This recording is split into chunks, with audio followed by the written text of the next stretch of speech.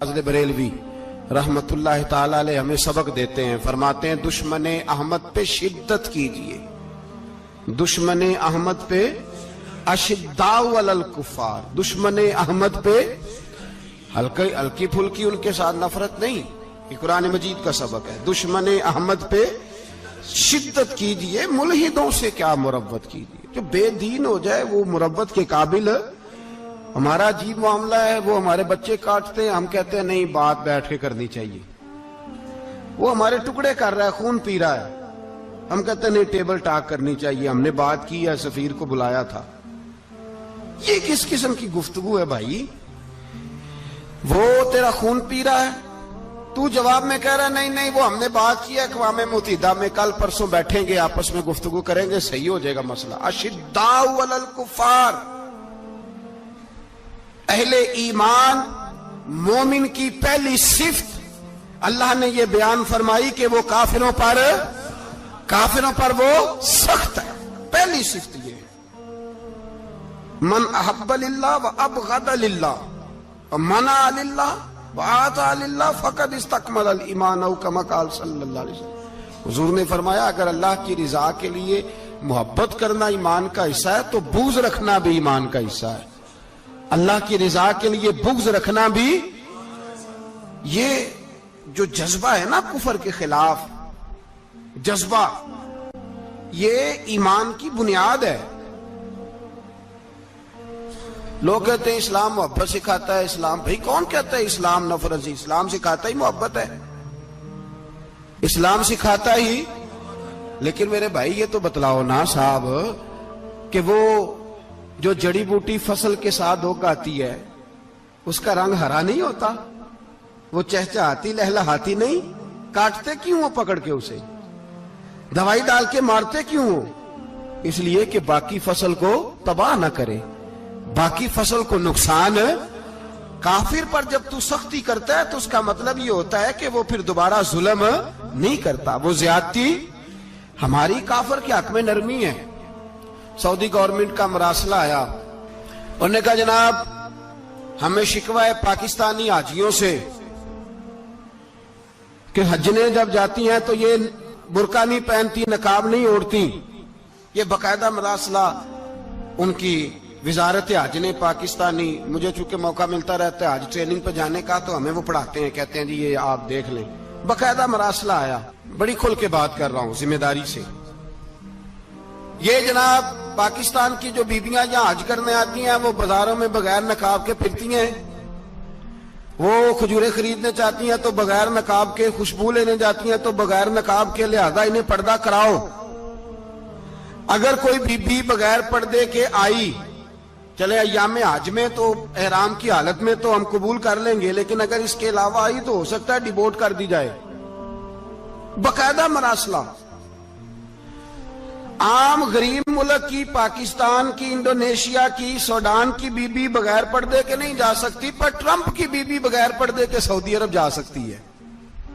ہم تو چپ کر گئے ہو نا، ویڈیو میری پہ بندی ہے تو ہڈی نہیں، فکر نہ کریں، میں سچی بات کر رہا ہوں، سچی بات اور کھری کر رہا ہوں ذمہ داری سے۔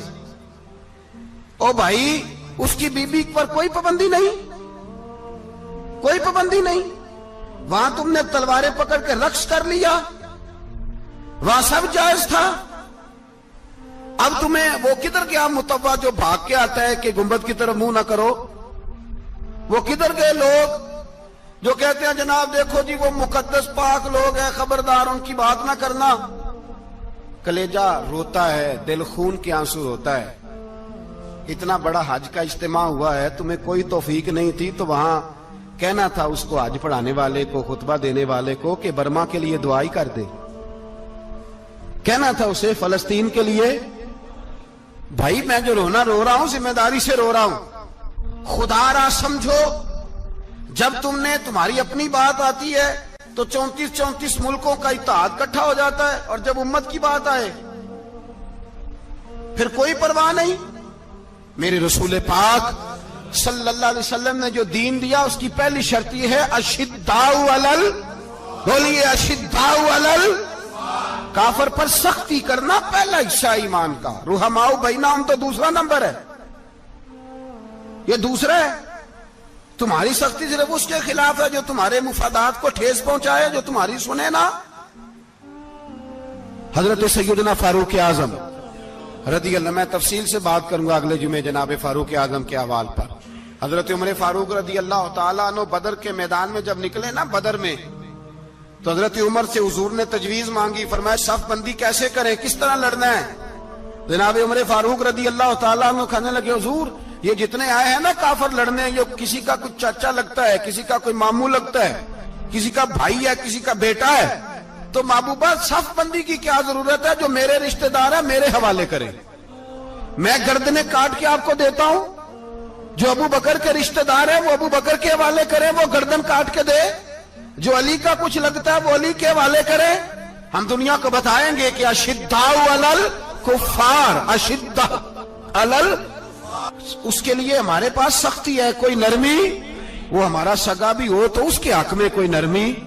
حضرت عمر نے اپنے سگے ماموں کی گردن کاٹی بدر کے دن, سگے ماموں کی. حضرت ابو عبیدہ بن جراح, سنو, اسلام امن کا درس دیتا ہے, محبت کا درس دیتا ہے. بھائی اسلام ہی تو امن کا درس دیتا ہے, پر جڑی بوٹی کاٹنا بدامنی نہیں ہوتا. ظالم کا ہاتھ پکڑنا بدامنی, اور امن والے اور ہوتے ہیں بزدل. ان دونوں میں فرق ہوتا ہے. امن والا بننے کا کہا گیا ہے, بزدل بننے کا کہا. میرے نبی پاک نے جو بدر میں تلوار اٹھائی تھی, زرہ پہنی تھی, حضور علیہ السلام نے لوہے کی جیکٹ پہنی تھی, تو وہ بھی میرے رسول پاک نے امن کے لیے ہی پہنی تھی. میرے نبی پاک صلی اللہ علیہ وسلم نے احد کے دن جو ہتھیار اٹھائے تھے تو وہ بھی امن کے لیے اٹھائے تھے, وہ بھی امن کے لیے حضور نے ہتھیار اٹھایا تھا. ہتھیار اٹھانا بد امنی کی علامت نہیں ہوتا میرے بھائی, یاد رکھ. حضرت ابو عبیدہ بن جراح نے میدان بدر کے اندر جب جنگ کا تبل بجا, حالات بگڑے, جناب ابو عبیدہ بن جراح کہتے ہیں تاریخ نے ایک عجیب موڑ پہ مجھے لا کے کھڑا کیا. آپ فرماتے ہیں میرے لیے اللہ نے جو آزمائش رکھی وہ سب سے بڑی رکھی. فرمانے لگے جب میں میدان میں نکلا تو کافروں نے میرے سامنے جس کو لا کے کھڑا کیا وہ میرا سگا باپ تھا. آپ فرماتے ہیں اب مشکل بن گئی. عشق تیاگ دوویں ایک برابر, تے عشق دا سیک ودھیرا, اگ تے ساڑے ککھ تے کانے, تے عشق ساڑے تن میرا, تے اگ دا دارو می تے پانی, کوئی دسے ہیں عشق دا دارو کیڑا, بلے شاہ تھے کچھ بھی نہیں بچدا جتھے عشق ہوراں دا ڈیرا. فرمانے لگے اب میرے لیے سامنے باپ, ادھر بیٹا. آپ فرماتے ہیں دو رستے تھے, باپ بچاؤں یا رسول اللہ کا دین بچاؤں. ایک منٹ تھا فیصلہ کرنے کے لیے کہ ابا بچے گا یا دین بچے گا, کفر بچے گا یا اسلام بچے گا. فرماتے ہیں میں نے منٹ پورا نہیں سوچا, میں نے تلوار اٹھائی, باپ کی گردن کاٹ کے گرائی اور رسول اللہ کا دین بچا لیا. باپ کی گردن کٹ کے گری اور نبی پاک کا دین بچ گیا, بچا لیا رسول اللہ کا دین. حضرت عمر نے ماموں کو مارا. حضرت مصعب ابن عمیر کہتے ہیں تاریخ مجھے بھی لا کے کھڑا کرتی ہے بدر کے میدان میں, تو کفر کا لبادہ اوڑھ کے جب سامنے آیا تو وہ میرا سگا بھائی تھا. سگا بھائی. ہزاروں قومیں وجود میں آئیں دہر میں خشک و تر کے رشتے سے, پر ہم نے بنیاد دوستی رکھی یاد خیر البشر کے رشتے سے. سگا بھائی کفر کا نمائندہ بن کے سامنے کھڑا ہوا. مجھے اکٹھے کھیلنا بھی یاد تھا, مجھے ایک برتن میں روٹی کھانا بھی یاد تھا, ایک ماں سے لوریاں سننا بھی یاد تھا. فرماتے ہیں یہ سارا کچھ یاد تھا, پر اسلام کے حق میں دیا ہوا خطبہ جو محمد عربی نے دیا تھا وہ بھی مجھے یاد تھا. مجھے رسول اللہ کی بتائی ہوئی باتیں بھی, فرماتے ہیں میں سارا کچھ بھول گیا, پر مجھے اپنے رسول کا پڑھایا ہوا سبق نہیں بولا, وہ مجھے یاد رہا. میں نے پھر سگے بھائی کی گردن کاٹی اور میں نے وہ گردن کاٹ کے حضور کے پاس پیش کی, اور میں نے دنیا کو بتایا کہ ہمارے لیے اصل وہ ہے جو ہمارے رسول ہمیں حکم ارشاد فرماتے ہیں. یہ رشتے ہمارے لیے اصل ہمارے جی اچھے تعلقات ہیں. کون سے اچھے تعلقات, کون سے اچھے تعلقات. میرا ایک دوست مجھے کہنے لگا امریکہ تو پیار ہی بڑا کرتا ہے ہم سے. میں نے کہا بالکل, کسائی بھی بڑا پیار کرتا ہے بکرے سے, بڑا پیار ہوتا ہے. آپ جو قربانی کے بکرے لائے تھے آپ کو پیار نہیں تھا؟ ذبح کرنے سے پہلے اس کو پانی بھی پلایا, چارہ بھی کھلایا, غسل بھی کرایا, پر آخر میں کیا کیا؟ بولے نا جی, یہ والا پیار کرتا ہے امریکہ آپ سے, دیتا ہے کبھی کبھی پیسے, کوئی شک نہیں اس میں. وہ کہتا ہے وہاں زلزلہ آیا ہے تو اتنے لاکھ ڈالر دیتا ہوں, فلاں آیا, لیکن وہ والا پیار جو کسائی بکرے سے کرتا ہے, کہتا ہے جب موقع آئے گا تو میں چھری بھی پھیروں گا, اور اپنے وقت پہ آ کے وہ, یہ میری مثال یاد رکھ لینا, امریکہ کا پاکستان سے اور مسلمان سے وہ والا پیار ہے جو بکرے کا کسائی سے اور کسائی کا بکرے سے ہوتا ہے. وہ چارہ ڈالتا ہے, موٹا کر کے ذبح کرتا ہے, پتلا ذبح کرنے میں اسے لذت نہیں آتی. او بھائی یاد رکھو, حضرت ابو بکر صدیق رضی اللہ تعالیٰ عنہ, عرب کے لوگ جب جنگ کرتے تھے تو ایک ہاتھ میں ڈھال پکڑتے تھے, ایک ہاتھ میں تلوار پکڑتے تھے, لوہے کی ڈھال. جب دشمن حملہ کرتا تھا تو ڈھال آگے کرتے تھے. وہ کئی دفعہ ٹکرا کے ڈھال سے تلوار گر جاتی تھی. حضرت ابو بکر صدیق میدان میں نکلے, بیٹا کافروں کی طرف سے لڑنے آیا ہے, سگا بیٹا, اور میرے مصطفیٰ کریم نے فرمایا اولاد بزدل کر دیتی ہے آدمی کو, پر جب ایمان پختہ ہو تو پھر صحابہ نے اس بزدلی کی بھی پرواہ نہیں کی. سگا بیٹا کافر کی جانب سے آیا, حضرت ابو بکر صدیق نے تلوار سے حملہ کیا, بیٹے نے ڈھال آگے کی. جب صاحبزادے نے ڈھال آگے کی نا تو حضرت ابو بکر کی تلوار لوہے کی ڈھال سے ٹکرائی, تلوار گر گئی.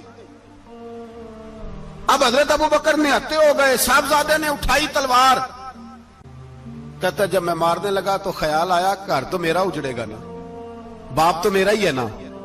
صاحبزادے کہتے ہیں میں ابو بکر صدیق کو چھوڑ کے چلا گیا, بعد میں مسلمان ہو گئے, کلمہ پڑھ لیا. ایک دن گھر میں بیٹھے تھے تو بات شروع ہو گئی. صاحبزادے کہنے لگے ابا جی وہ یاد ہے نا جب میری ڈھال سے آپ کی تلوار ٹکرائی تھی اور تلوار گر گئی تھی تو میں نے آپ کو باپ سمجھ کے چھوڑ دیا, میرا ہی گھر اجڑنا تھا باپ سمجھ کے. جناب صدیق اکبر رضی اللہ تعالیٰ عنہ, صاحب ابن شام نے لکھا ہے کہ اپنی سرین پر 2 دفعہ ہاتھ مارا, 2 دفعہ.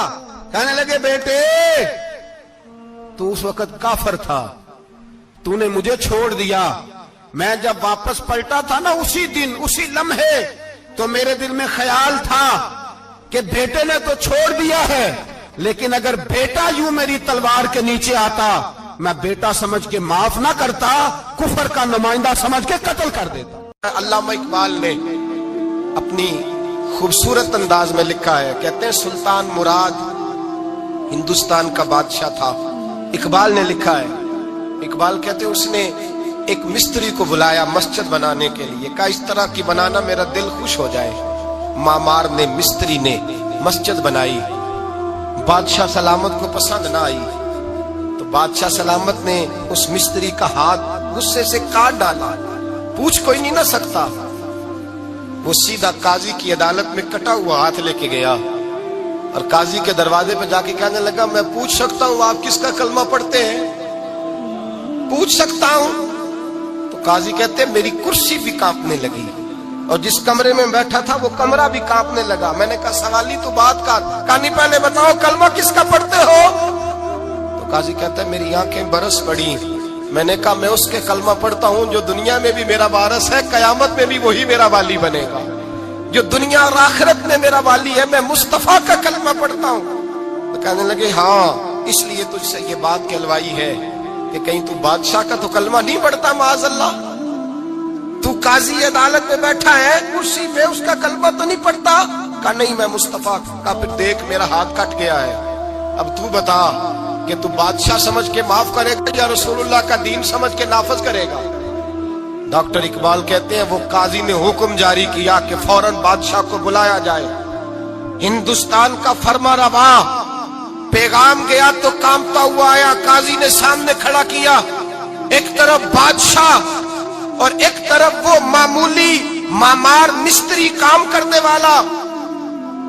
تو قاضی گرجدار آواز میں کہنے لگے بادشاہ تو بتا اس کا خون سرخ ہے تو تیرا سرخ نہیں, اس کے بازو پہ گوشت ہے تو تیرے بازو پہ نہیں, اسے درد ہوتا ہے تو تجھے نہیں ہوتا, یہ تو نے کیا حرکت کی. بادشاہ کی گردن جھک گئی. قاضی کہنے لگے پکڑو اس کو باہر لے جاؤ اور اس کا بازو کاٹ دو, اس کا بازو کاٹ دو. ڈاکٹر اقبال کہتے ہیں جہاں کانپ رہا تھا سارا کچھ وہاں خوشی کے شادیانے بجنے لگے. قاضی کہنے لگا اس کا بازو کاٹو اور اس کو بتاؤ امیر غریب کا فرق اتنی دیر ہوتا ہے جتنی دیر بندہ مسلمان نہیں ہوتا، اور جب کوئی رسول اللہ کا غلام ہو جاتا ہے پھر سارے برابر ہو جایا کرتے ہیں۔ بندہ ہو، صاحب ہو، محتاج و غنی ایک ہوئے، تیری سرکار میں پہنچے تو سبھی ایک ہوئے، تیری سرکار میں پہنچے تو سبھی ایک ہوئے۔ اور اپنی ملت پر قیاس اقوام مغرب سے نہ کر، خاص ہے ترکیب میں قوم رسول ہاشمی، لے جاؤ کاٹو اس کا بازو۔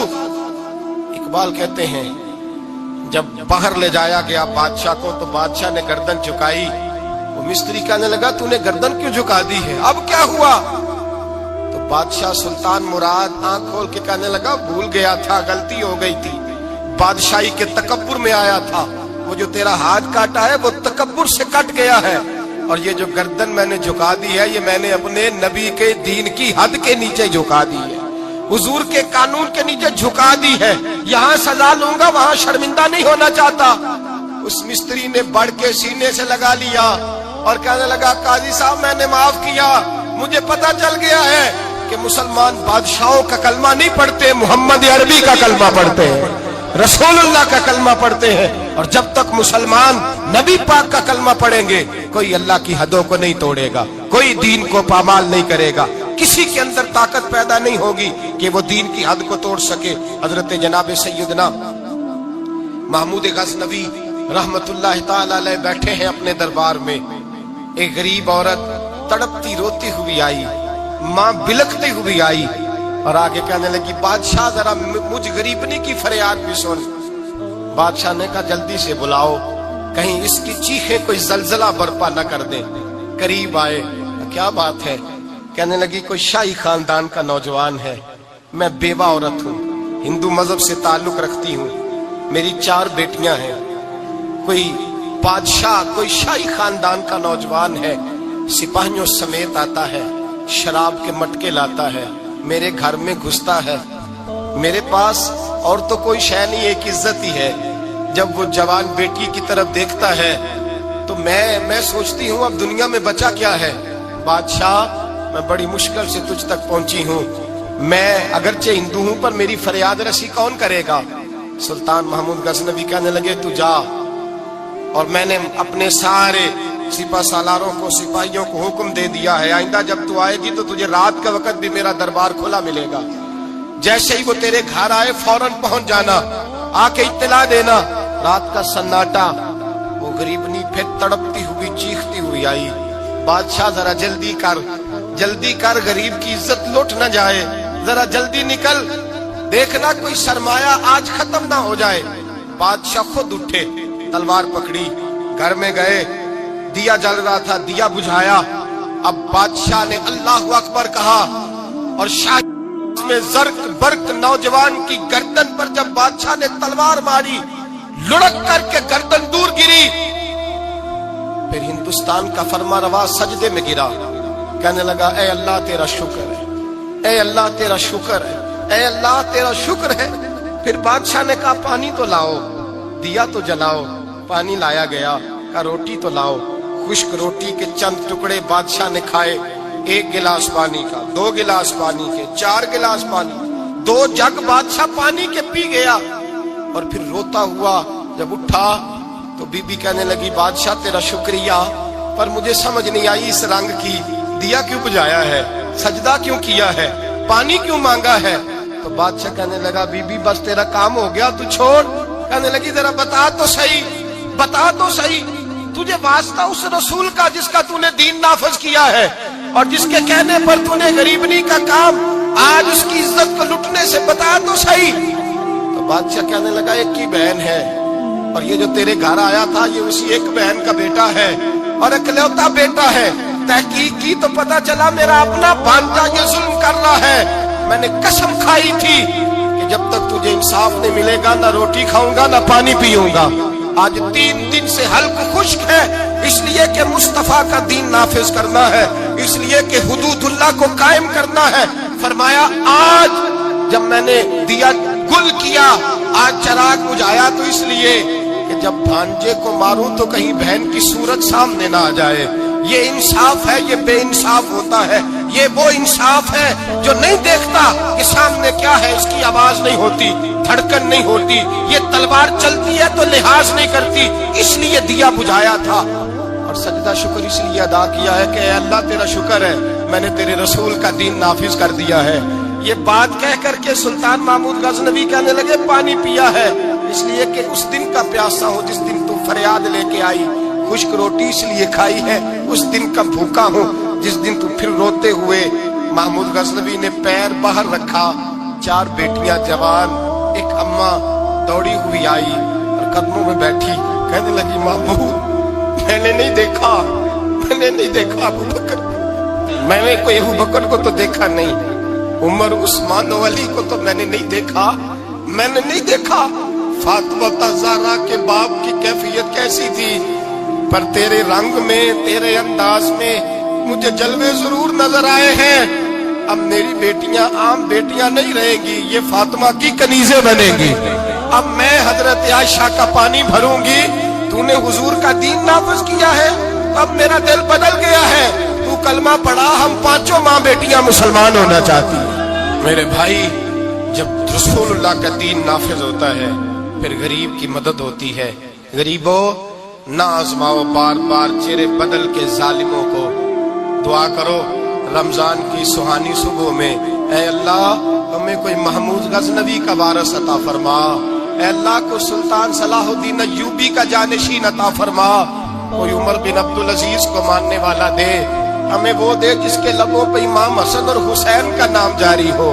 کوئی ایسا عطا فرما جو حضرت علی کو اپنا آئیڈیل کہتا ہو، جو عثمان غنی کی حیا، عمر فاروق کی عدالت کا وارث ہو، جو ابو بکر صدیق کی صداقت کو آئیڈیل سمجھتا ہو. یہی چراغ جلے گا تو روشنی ہوگی. جب اللہ کی حد کا معاملہ آئے کسی کی پرواہ نہ کرنا، پھر نہ دیکھنا سامنے کون ہے، پھر نہ دیکھنا کون ہے. اور کیا کہتا ہے حضرت فاروق اعظم کے زمانے میں غسان کے بادشاہ نے کلمہ پڑھ لیا تھا، شاہ غسان نے. آج تو مکے اور مدینے میں بھی حالات بگڑ گئے. اب تو پیکج ہوتے ہیں حج کا، ایک وی آئی پی، ایک وی آئی پی، ایک عام، ایک اکانومی. اب تو وہاں بھی پیکج ہیں، اب تو وہاں بھی امیر آئے تو ان کے لیے الگ رستے ہیں عرفات اور منا جانے کے لیے. حضرت عمر کا زمانہ تھا، غسان کے بادشاہ نے کلمہ پڑھا، لمبا جبہ پہن کے طواف کعبہ کر رہا تھا. ایک غریب کا پیر جبے پہ آ گیا، غریب کا، مجبور کا، غلام کا. بادشاہ نے پلٹ کے تھپڑ جو مارا تو مجمع میں خانہ کعبہ کے سائے میں غریب رونے لگا اور حضرت عمر کے پاس گیا، کہنے لگا میں رسوا ہو گیا اور سرے طواف رسوا ہو گیا. اے عمر، اللہ کے گھر آ کے بھی میری رسوائی ہوئی. حضرت عمر نے غسان کے بادشاہ کو بلا کے کہا کہ اسے بدلہ دے، اسے راضی کر یا بدلہ دے. کہنے لگا عمر اب میں اسے بدلہ دوں؟ آپ نے فرمایا یہ میرے نبی پاک کا دین ہے، یہ حضور کا دین ہے، یہ نافذ ہوگا.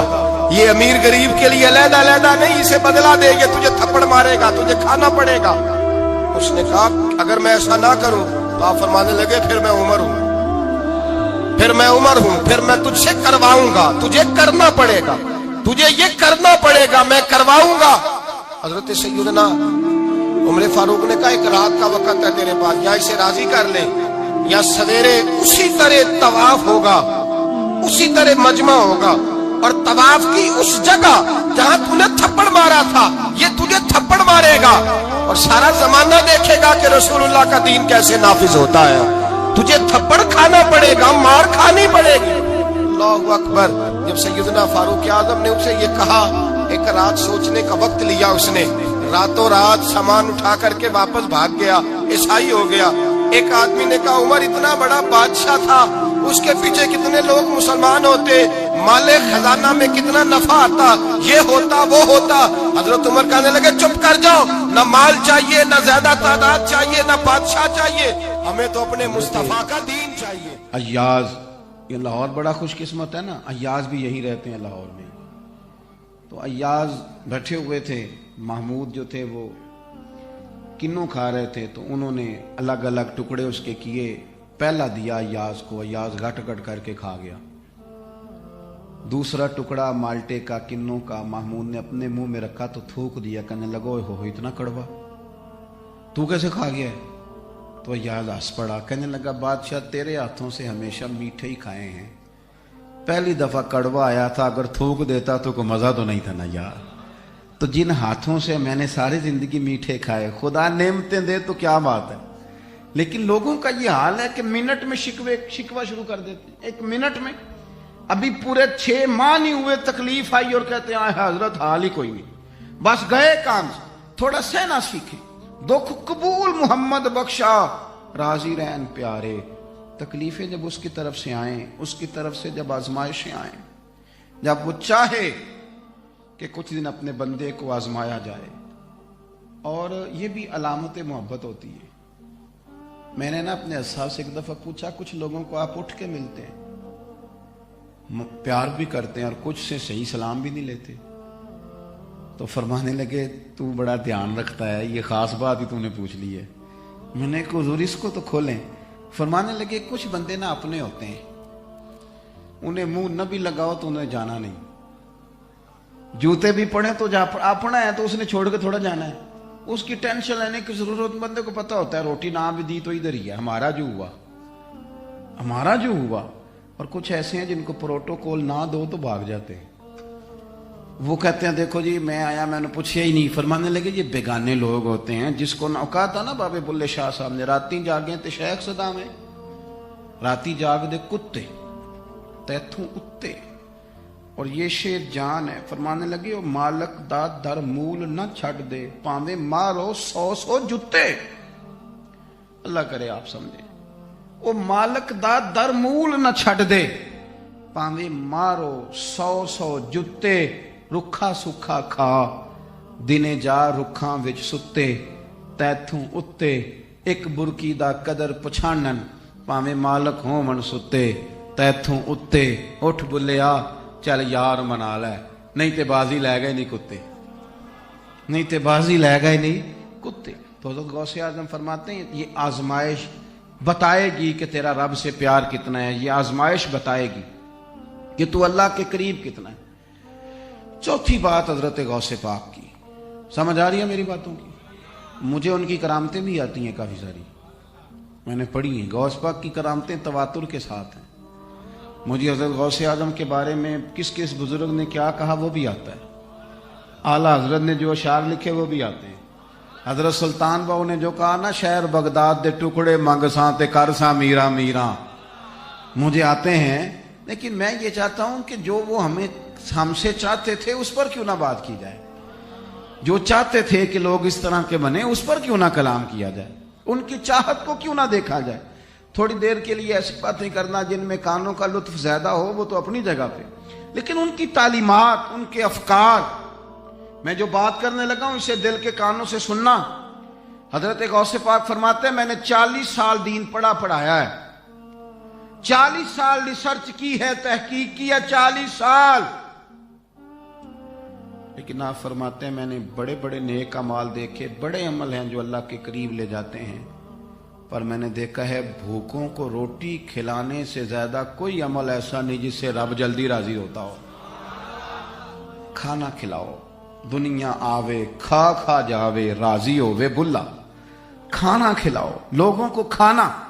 غوث اعظم فرماتے ہیں 40 سال کی ریسرچ کا نچوڑ ہے کہ تیرے دروازے سے کوئی بھوکا نہ جائے. یہی ہے ذوق عبادت کی انتہا ساغر, او غم حیات کے ماروں کا احترام کرو. غم حیات کے ماروں کا, چلیں یہ تو ساغر ہے نا, تو اقبال تو کہتے ہیں خدا کے بندے تو ہیں ہزاروں, بنوں میں پھرتے ہیں مارے مارے, میں تو اس کا بندہ بنوں گا جس کو خدا کے بندوں سے پیار ہوگا.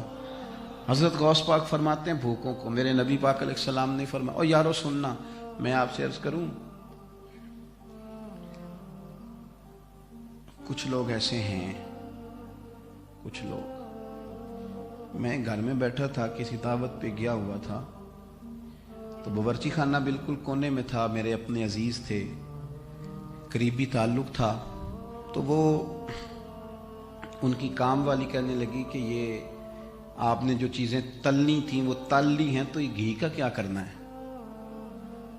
تو گھر والوں نے کہا کہ اس کو آپ پھینک دیں. تو کہنے لگی اگر آپ اجازت دیں تو میں لے نہ جاؤں اسے. میں اندر کھانا کھا رہا تھا تو میرا تو لقمہ گر گیا. میں نے اس شخص کو آواز دی, میں نے کہا کہ مہربانی کرو اس کی تنخواہ ڈبل کر دو, اللہ تمہیں اور دے گا. کہنے لگے کیا ہوا؟ میں نے کہا یار تم سمجھے نہیں بات کو. غریبی یہاں تک کچھ لوگ ایسے ہیں جو کھا کے بیمار ہو گئے, ان کو معدے کے ڈاکٹر کی ضرورت ہے, اور کچھ ایسے ہیں جن کے بچے بوٹیوں سے لڑائی کر رہے ہیں کہ ابا گوشت کھانا ہے. کچھ لوگ ایسے ہیں جن کی گلی میں کوئی چیز بیچنے والا آ جائے تو اماں باہر جا کہتی ہے بھائیا غصہ نہ کری, ذرا بند کر لے ٹیپ, میرے بچوں نے سن لیا تو پیسے کوئی نہیں. کھلونوں کی دکانوں کی طرف سے آپ کیوں گزرے؟ یہ بچے کی ضد ہے, یہ سمجھوتا نہیں کرتی. میں نے یہ انداز دیکھیں, میں نے اپنے گھر میں اپنے محلے میں یہ رنگ دیکھیں. غریب کا بھلا کرنا. یہ بندہ امیر ہو جاتا ہے وہ امیروں میں اٹھتا بیٹھتا ہے, اسے کوئی درد نہیں رہتا, وہ کہتا ٹھیک ہے کدھر ہے غربت. کیسے فیکٹری کا مالک آپ کو بتائے گا کہ گھر میں گھی کا مسئلہ ہے؟ وہ اس کا یہ مسئلہ ہی نہیں, اس کا مسئلہ پیٹرول ہے, اس کا مسئلہ درام, یہ جو ڈیوٹی لگ گئی آنے جانے پہ یہ اس کا مسئلہ, اس کا مسئلہ چینی نہیں ہے. چینی تو اس باپ کا مسئلہ ہے جو رات کو یہ پوچھ کے چائے پیتا ہے کہ اگر تو بچوں کے صبح دودھ کے لیے چینی ہے تو چائے بنا دو ورنہ رہنے دو. اس کا مسئلہ ہے چینی. امیروں کا کہاں مسئلہ ہے؟ گندم امیر شہر کی ہوتی رہی خراب اور بچی کسی فقیر کی فاقے سے مر گئی. میرے غوث پاک فرماتے ہیں بھوکے کو روٹی کھلا, میں نے 40 سال تحقیق کی ہے. اور میرے نبی کریم علیہ السلام فرماتے ہیں کس نے بھوکے کو روٹی کھلائی ہوگی نا, اللہ اس غریب سے کہے گا جس نے تجھے روٹی کھلائی تھی اس کا ہاتھ پکڑ کے جنت میں لے جا. جس نے پانی پلایا ہوگا اسے کہا جائے گا اس کا ہاتھ پکڑ اور لے جا. حضرت غوث پاک کا پتہ ذوق کیا تھا؟ جیب میں پیسے, ایک تو تھی اپنا لنگر خانہ بنوایا ہوا تھا حضرت غوث اعظم, اس میں تو مستقل روٹیاں لگتی رہتی تھی, کھانے چلتے رہتے تھے, دنیا آوے تے کھا کھا جاوے تے راضی ہووے بلا, وہ تو کام چل ہی رہا تھا. ایک میرے پیر کا, میرے غوث پاک کا یہ طریقہ تھا کہ جیب میں پیسے ڈال کے نا تو میرے مرشد ہوٹلوں پہ جاتے, نان بائی کی دکان پہ جاتے, اس کو کونے میں بلا کے کہنے لگا یہ 100 دینار رکھ لے, کوئی ماڑا آ جائے نا تو عبد القادر کے نام کی روٹی کھلا دینا, یہ پیسے رکھ لینا, کوئی غریب آ جائے نا اسے رسوا نہ کرنا, اسے غوث پاک کے نام کا لنگر کھلانا. 100 گھر تھا مدینے میں.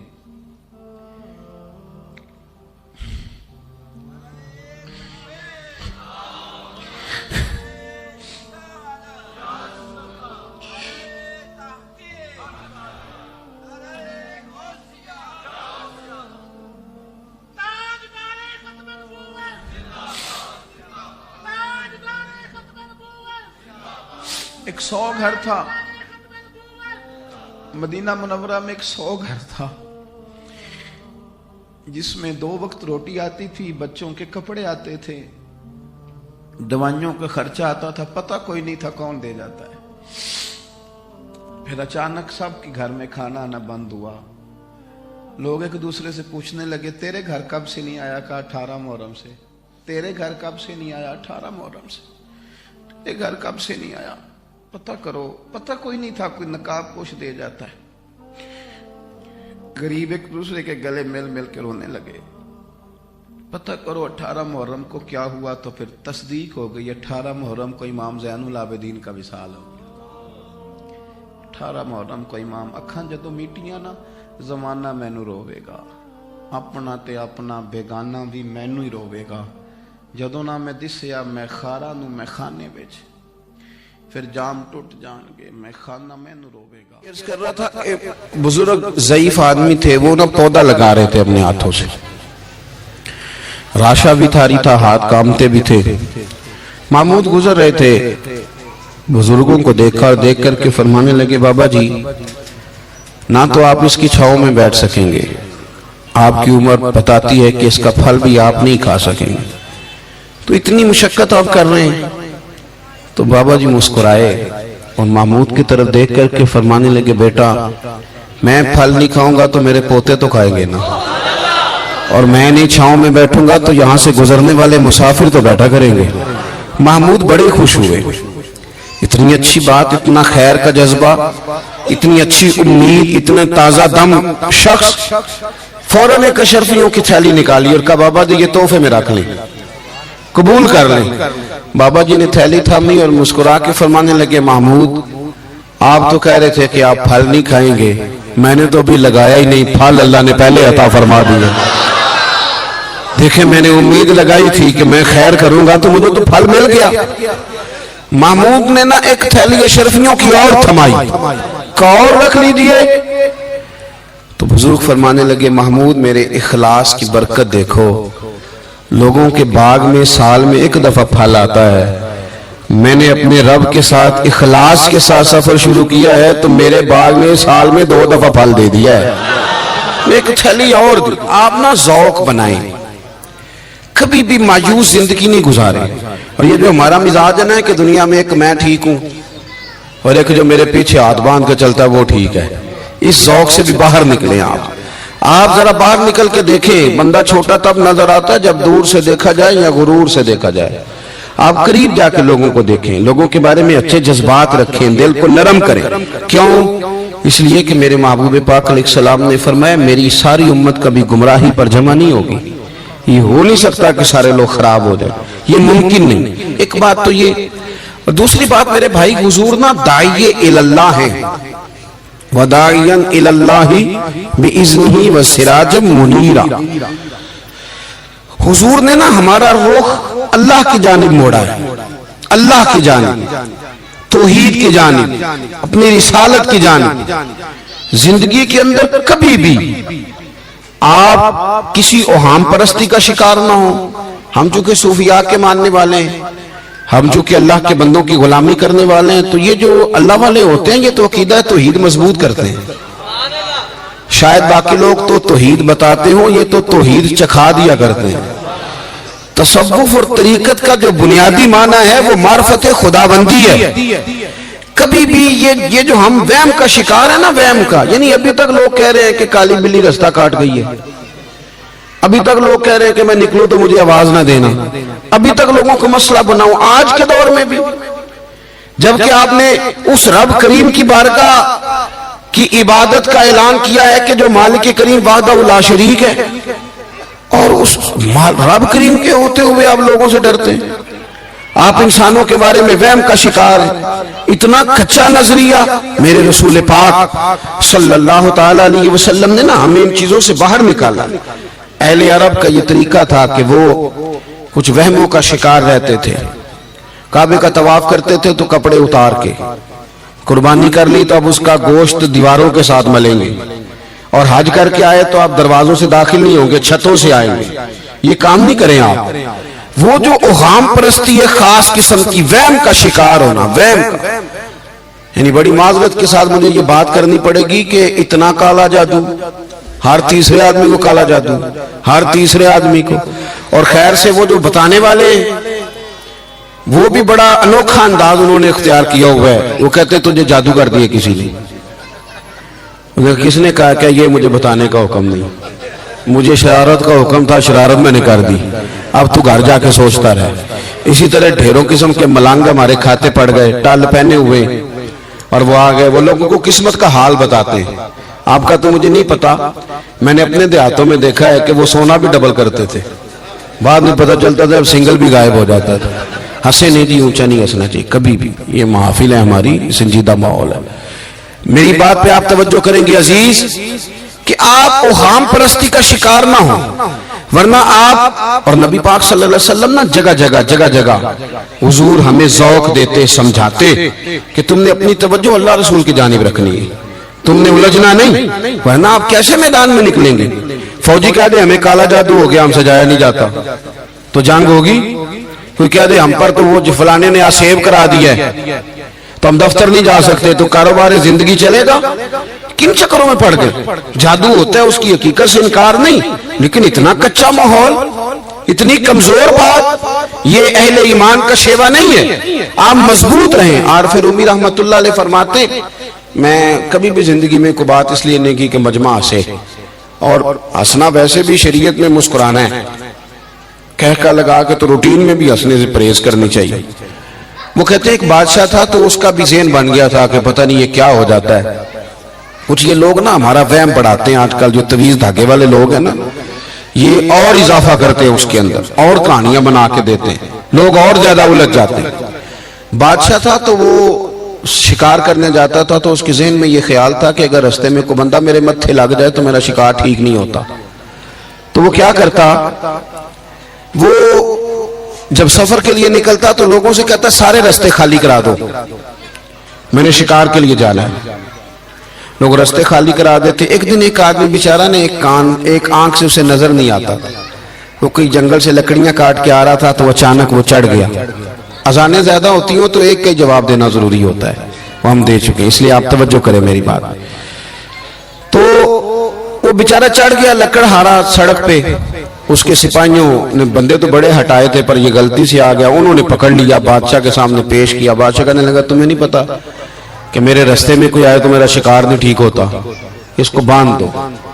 دھوپ بڑی سخت تھی، درخت کے ساتھ باندھ دیا، کہا جا رہا ہوں واپس آتا ہوں، اگر شکار ٹھیک ہو گیا تو چھوڑ دوں گا ورنہ اسے قتل کر دوں گا۔ دو بندے اس کے سرانے کھڑے کر دیے تلوار لے کر کے۔ اب وہ بیچارہ صبح سے بندہ ہے، بادشاہ چلا گیا۔ اتفاق کی بات یہ کہ آج شکار پہلے سے بھی اچھا ہوا، خوب ہوا۔ بادشاہ واپس آیا، اب یہ دھوپ میں بندہ ہے، کسی نے پانی بھی نہیں پوچھا، تنگ آمد بجانگ آمد۔ بندہ جب پورا تنگ آئے تو پھر جنگ بھی بڑی کرتا ہے، اس نے کہا یار آج مرنا تو ہے، اب مرنا سچ بول کے۔ بادشاہ نے کہا اسے کھول دو، آج میرا شکار بڑا اچھا ہوا ہے، لہذا اسے کچھ نہیں کہنا، کھول دو۔ رسیاں کھول دی تو پتہ کا شخص کہتا ہے، کہتا بادشاہ ایک بات کر لوں میں بھی، مار تو جانا ہی ہے، پر ایک بات کر لوں۔ کہنے لگا کرو۔ کہنے لگا تم نے صبح میرا منہ دیکھا تھا، تمہارا شکار بڑا اچھا ہوا ہے، دن بڑا اچھا گزرا ہے، پر میں نے آج سویرے تمہارا منہ دیکھ لیا تھا، تو دیکھو میرا بیچارے کا کیا حال ہوا ہے کہ صبح سے یہاں۔ اب تم بتاؤ منحوس میں ہوں کہ تم ہو، نحوست میرے اندر کہ تمہارے اندر؟ میں اگر کوئی جوان آدمی میرے ساتھ آ کے یہ بات کرتا ہے نا کہ میری فلان ہو گیا تو میں بڑا، تو مجھے اس پہ غصہ آتا ہے۔ میں کہتا ہوں آپ اس عمر میں یہ کام کریں گے تو بزرگوں کو کون سہارا دے گا، ضعیفوں اور کمزوروں کو کون اٹھائے گا؟ آپ اتنی کچی باتیں کرتے ہیں۔ اور یہاں پیروں نے بھی عجیب تماشا گھڑا ہوا ہے، سویرے 9 بجے بیٹھ جاتے ہیں تعویذ لکھنے۔ آپ قرآن شریف کا درس کب دیں گے؟ آپ حدیث پاک کب پڑھائیں گے؟ آپ ان کو اصول فکر کب بتائیں گے؟ پیر صرف دین کا نمائندہ ہوتا ہے جس نے رب رسول کا دین پڑھنا ہے اور آگے پڑھانا ہے، جس نے لوگوں کو وہاں سے دین سیکھ کے آگے سکھانا ہے۔ باقی کیا معنی ہے چیزوں کا؟ اس نے صرف آسان کر کے جو ہمارے صوفیاء نے دیا آگے بات پہنچانا۔ دین سیکھنے سکھانے کا نام پیری مریدی ہے، اس کا کوئی اور معنی ہے ہی نہیں سرے سے۔ کہاں سے آ گئی یہ ساری چیزیں؟ حدیث سنیے، بخاری میں موجود ہے، مسلم میں موجود ہے۔ حضرت ابو ہریرہ رضی اللہ تعالیٰ عنہ فرماتے ہیں نبی پاک علیہ السلام کے صاحبزادے کا وصال حضور کی گود میں ہو گیا، گود میں وصال کر گئے صاحبزادے۔ حضور کو بڑی تکلیف ہوئی، آنکھوں سے آنسو آئے، سرکار روئے۔ صحابہ نے عرض کی حضور آپ بھی آنسو بہاتے ہیں؟ فرماتے ہیں میرا بیٹا گیا ہے، یہ آنسو محبت کی علامت ہیں، ورنہ میرے دل اور زبان پہ وہی ہے جس سے میرا رب راضی ہوتا ہے۔ اتفاق کی بات دیکھیے، اتفاق کی کہ اسی دن جس دن سرکار کے صاحبزادے کا وصال ہوا اسی دن سورج کو گرہن بھی ہو گیا۔ اب جوڑنے والے باتیں جوڑ دیتے ہیں نا، کچھ لوگوں نے بات جوڑ دی، کہنے لگے دیکھا حضور کے صاحبزادے کا وصال ہوا ہے تو سورج کو بھی گرہن ہو گیا، سورج کو بھی گرہن ہو گیا۔ اور میرے دوستو سنو، یہ عقیدوں کی مضبوطی کتنا ضروری کام ہے، اپنے آپ کو فکری طور پر مضبوط رکھنا کتنا ضروری ہے۔ احمد مختار نبی پاک صلی اللہ تعالیٰ علیہ وسلم نے اسی دن لوگوں کو مسجد میں جمع فرمایا، اسی وقت۔ صحابہ کہتے ہیں ہم بڑے پریشان تھے کہ حضور تو غمزدہ ہیں، نہ کوئی جہاد کی بات ہوگی نہ اور کوئی ہوگی، تو اس وقت کیوں طلب کیا؟ سب کو مسجد میں بلایا اور بلا کے میرے نبی پاک علیہ السلام نے خطبہ دیا، اللہ کرے آپ کو سمجھ آئے۔ یعنی اس دن جس دن صاحبزادے کا وصال ہوا، غم کی گھڑیاں ہیں، حضور نے سب کو مسجد میں بلا کے، میں بخاری مسلم پڑھ رہا ہوں، حضور نے فرمایا لوگو سورج اور گرہن کا لگنا اللہ کی نشانیوں میں سے نشانی ہے، سورج چاند کو گرہن لگنا اللہ کی نشانیوں میں سے نشانی ہے۔ جب یہ لگے استغفار پڑھا کرو، نماز پڑھا کرو، اللہ کے حضور حاضر ہوا کرو، فرمایا کسی شخص کے دنیا سے جانے کا اس کے ساتھ کوئی تعلق نہیں. اپنے عقیدے کو مضبوط رکھو, اپنے معاملات پر غور رکھو, کبھی بھی کوئی کچی بات نہ کرے, کوئی کمزور بات نہ کرے کسی موقع پر. ہم تو صوفیہ کرام کے جاننے والے ہیں, اور وہ لوگ تو اتنے مضبوط تھے نظریات کے, اتنے پکے تھے, تو ہر شخص کو کہتے تھے کہ دیکھنا تیرے دل میں غیر کا خیال نہ آئے, رب رسول کا خیال رہے.